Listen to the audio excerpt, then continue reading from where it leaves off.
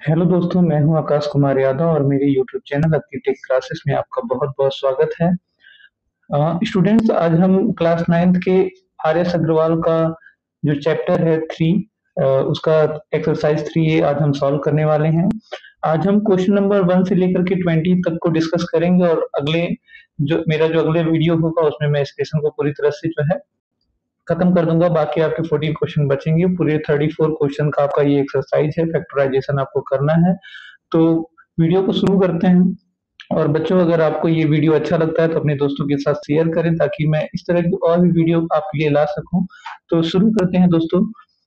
तो पहला हमारा जो क्वेश्चन है वो है 9x² प्लस 12xy। इसमें हमको फैक्टराइज करना है। तो सबसे पहले आप देखोगे यहाँ पे और यहाँ पे दो टर्म है। ओके, तो आप क्या करो, आप देखो कि 9 और 12 में क्या कौन सा ऐसा कॉमन फैक्टर है जो दोनों को डिवाइड करता है। ठीक है, हाईएस्ट कॉमन फैक्टर या एचसीएफ कह सकते हो। तो हम दोनों देखेंगे 3 कॉमन है और यहाँ x² है और यहाँ x है, यानी एक x हम चाहें तो कॉमन ले सकते हैं। तो बचेगा क्या, यहाँ 3 आपने ले लिया तो 3 3 जा 9 यानी 3 बचेगा। और x² में से अगर आपने x ले लिया तो यहाँ x बचेगा। ठीक, और यहाँ पे अगर आपने 3 ले लिया है तो यहाँ पे आपका बचेगा 4, 3 4 जा 12 और x बाहर चला गया तो आपका बचेगा क्या, y। तो ये आपका आंसर हो जाएगा 3x ब्रैकेट में 3x प्लस 4y। ओके, बढ़ते हैं अपने अगले क्वेश्चन की ओर। इसे हमें फैक्टराइज करना है। तो इस क्वेश्चन और इस सॉरी दोनों टर्म में आप देखोगे कि जो मैक्सिमम फैक्टर हो सकता है, जैसे दोनों 2 से भी कट होते हैं, लेकिन हम मैक्सिमम देखें तो 6 जो है वो हाईएस्ट कॉमन फैक्टर होगा। 6 कॉमन ले सकते हैं दोनों में। यहाँ x² है, यहाँ x है, तो आप इसमें से x कॉमन ले सकते हो। यहाँ y है और यहाँ पे y है, तो आप इसमें से क्या कॉमन ले सकते हो, y। तो जब आप इतना कॉमन ले लोगे तो बचेगा क्या, 6 3 जा 18। ओके, x 2 था, एक बाहर चला गया तो एक x बचेगा। y एक ही था, वो बाहर चला गया है। इसमें आपके पास बचेगा 4। ओके, और एक्स वाई अगर बाहर चला गया है तो बचेगा क्या, जेड। ठीक है, तो आपने इन दोनों में से 6xy कॉमन लिया। यहाँ पे बचा x और यहाँ बचा 3 यानी 3x, यहाँ बचा 4 और यहाँ बचा z यानी 3x माइनस 4z। ये आपका क्वेश्चन नंबर 2 का क्या हो गया, फैक्टराइजेशन हो गया। तो बढ़ते हैं अपने अगले क्वेश्चन यानी क्वेश्चन नंबर 3 की ओर।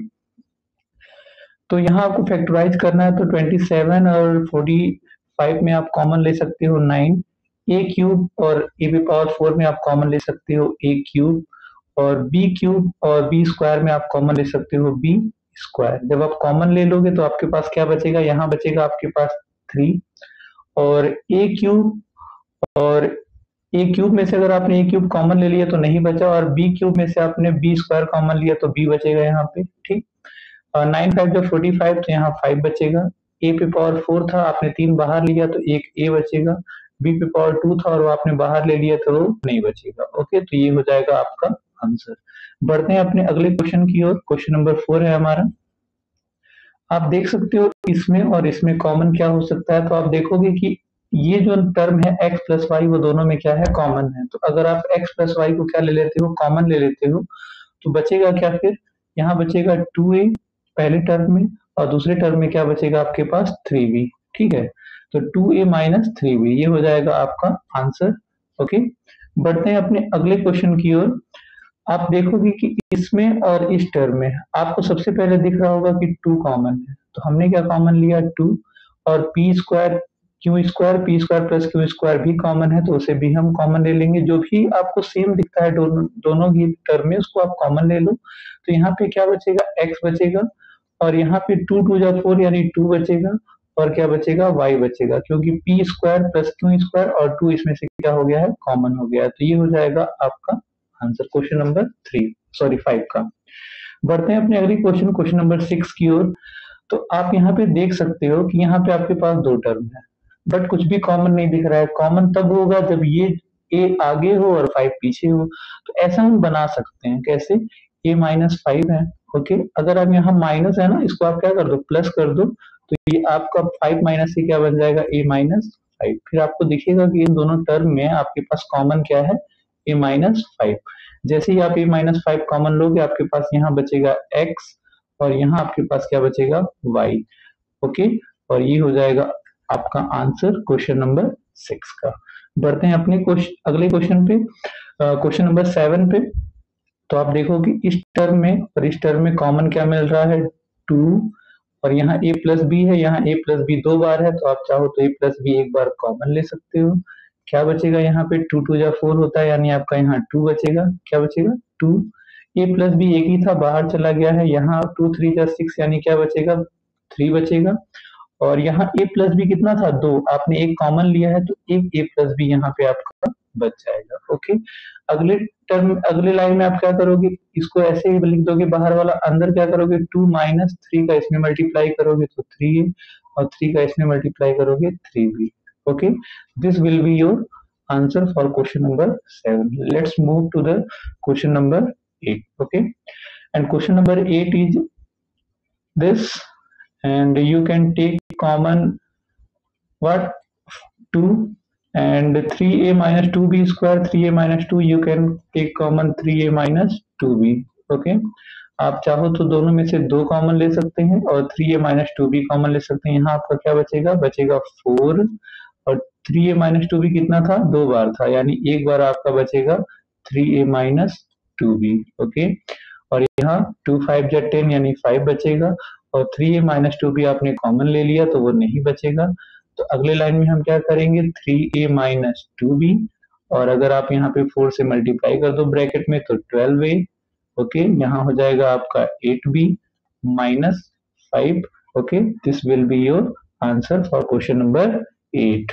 बढ़ते हैं अपने अगले क्वेश्चन पे, क्वेश्चन नंबर 9 पे। तो आप यहाँ देखोगे कि आपके पास 2 टर्म है। ओके, और दोनों टर्म में आप देखोगे कि x कॉमन है, और यहाँ x प्लस वाई का होल क्यूब है, यहाँ x प्लस वाई है, तो आप चाहो तो x प्लस वाई भी कॉमन ले सकते हो।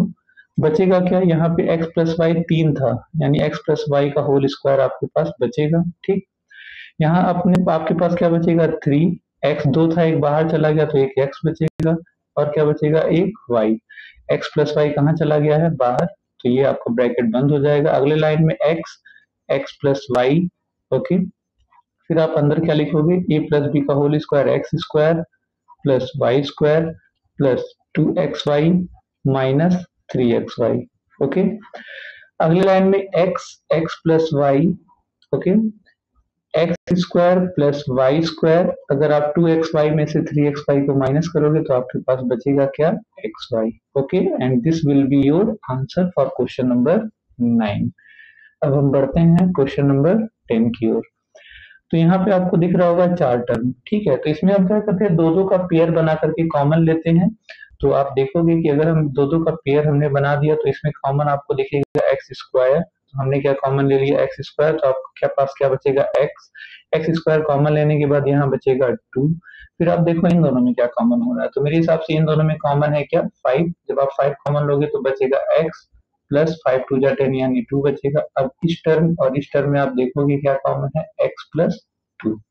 तो x प्लस 2 एक ब्रैकेट में और दूसरे ब्रैकेट में x square plus 5। Okay, and this will be the answer of question number 10। Okay, बढ़ते हैं अगले क्वेश्चन की और यहाँ पे भी वही हम करेंगे, 2 2 का पेयर बनाएंगे। तो आप देखोगे इसमें कॉमन क्या हो रहा है, x, तो बचेगा क्या, x प्लस वाई। अगर आप इसमें से कॉमन लोगे तो आपको देखिएगा कि कॉमन है 2 और z, तो बचेगा x, और माइनस आप कॉमन लेते हैं तो यहाँ का साइन चेंज हो जाता है, क्या हो जाएगा, प्लस y। अब इसमें और इसमें आपके पास कॉमन क्या है, x प्लस वाई, और एक ब्रैकेट में ये जो बाहर है x माइनस 2z। ओके, और इस तरह से हो जाएगा ये आपका फैक्टोराइज।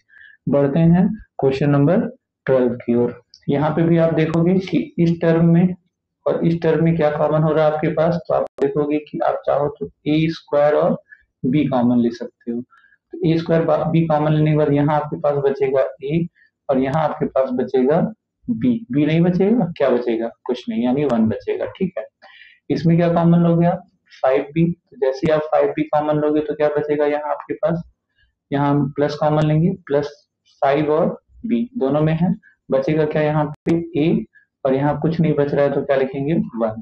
फिर आप देखोगे इसमें और इसमें आपके पास कॉमन क्या है, a माइनस 1, और यहाँ पे है a square b plus 5b। अगर आप देखो तो इसमें भी आपके पास कॉमन क्या हो रहा है, b कॉमन हो रहा है, तो अगर आप b कॉमन ले लोगे तो क्या बचेगा, b a माइनस 1 और ए स्क्वायर बचेगा यहाँ पे, और यहाँ पे क्या बचेगा 5। ठीक है, तो ये हो जाएगा आंसर आपके लिए क्वेश्चन नंबर 12 का। अब बढ़ते हैं अपने अगले क्वेश्चन नंबर 13 पे।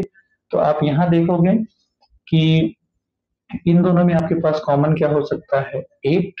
अगर आपने 8 कॉमन ले लिया तो 2 बचेगा, और यहाँ पे सॉरी नहीं नहीं 8 आप नहीं कॉमन लो, आप दोनों में से क्या कॉमन ले सकते हो 4 कॉमन ले सकते हो। ठीक है, तो अगर आप 4 कॉमन ले लोगे तो बचेगा क्या 4 टू जा 8। ओके, अगर यहाँ पे 4 कॉमन ले लिया तो आपके पास क्या बचा 8। आप इन दोनों में देखो तो इन दोनों में कॉमन क्या हो सकता है, तो कॉमन हो सकता है ए क्यूब।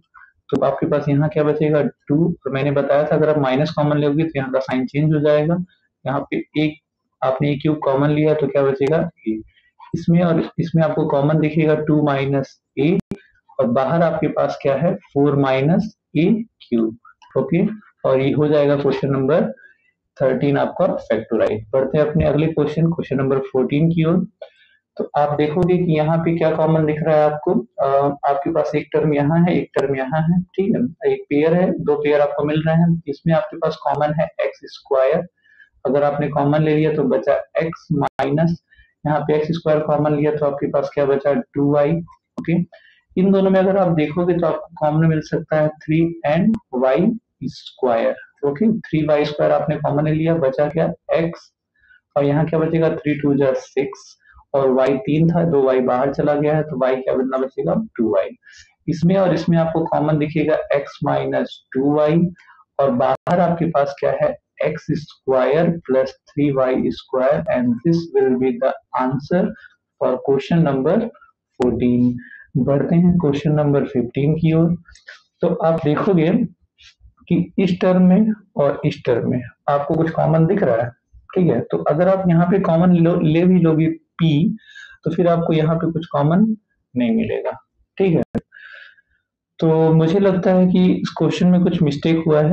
ठीक है, इस क्वेश्चन को हम बाद में डिस्कस करते हैं, मैं देख करके बता दूंगा। बढ़ते हैं क्वेश्चन नंबर 16 की ओर।